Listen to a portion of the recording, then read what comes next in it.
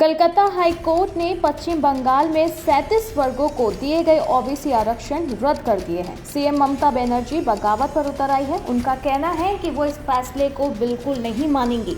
दमदम लोकसभा क्षेत्र के खदर में एक चुनावी रैली को संबोधित करते हुए ममता बनर्जी के तेवर काफी आक्रामक रहे।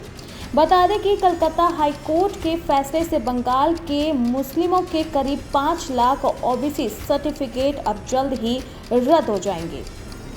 इस पर ममता बनर्जी का कहना है कि पश्चिम बंगाल में ओबीसी आरक्षण जारी रहेगा, क्योंकि इससे संबंधित विधेयक संविधान की रूपरेखा के भीतर पारित किया गया था। ममता बनर्जी ने आगे कहा, सरकार ने घर घर सर्वेक्षण करने के बाद विधेयक बनाया था और इसे मंत्रिमंडल और विधानसभा ने पारित किया था। जरूरत पड़ने पर वह इस आदेश के खिलाफ ऊपरी अदालत तक भी जाएगी।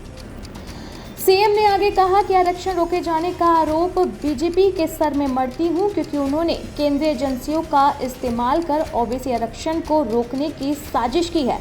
आगे यहां पर सीएम ममता बनर्जी ने कहा, कुछ लोग ओबीसी के हितों पर वार करने के लिए अदालत गए और उन्होंने याचिकाएं दायर की, तब ये घटनाक्रम सामने आया। बीजेपी इतना दुस्साहस कैसे दिखा सकती है।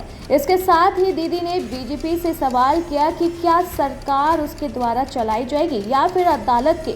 ममता बनर्जी का आरोप है कि संदेश खाली में अपनी साजिश में विफल हो जाने के बाद बीजेपी अब ये नई साजिश रच रही है।